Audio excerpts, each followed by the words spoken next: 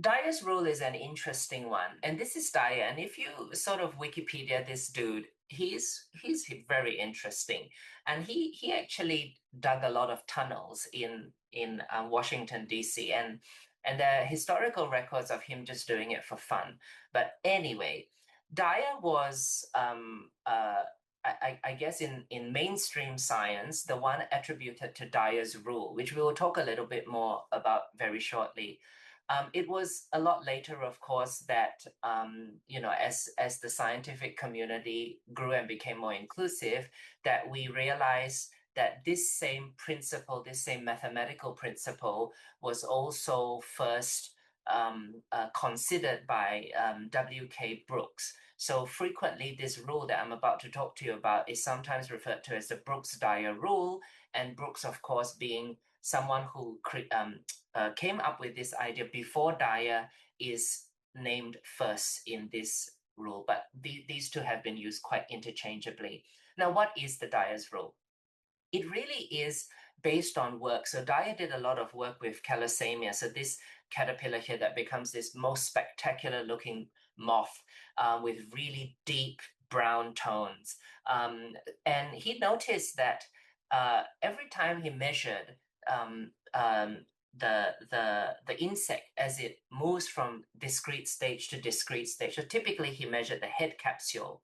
He realized that there seems to be a certain pattern that followed where the amount of growth is very predictable. So there is no magic number here in this rule, except that this rule postulates that as insects move from stage to stage, particularly in their juvenile phase, the increases in body size are very predictable, right? And so it is what they would describe as increases with a relative constant factor.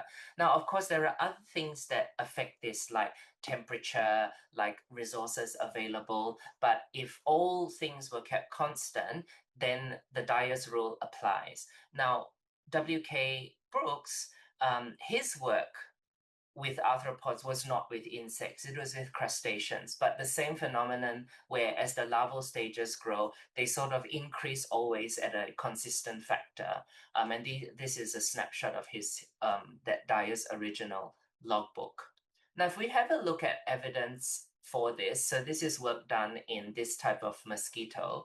Again, you can see that when you measure the instars and look at the head capsule width in the case of this insect, you can see that it is quite conservative. So there is empirical evidence for this concept of growth in a very constant ratio. And you can see here that in this particular species is quite a predictable linear pattern here.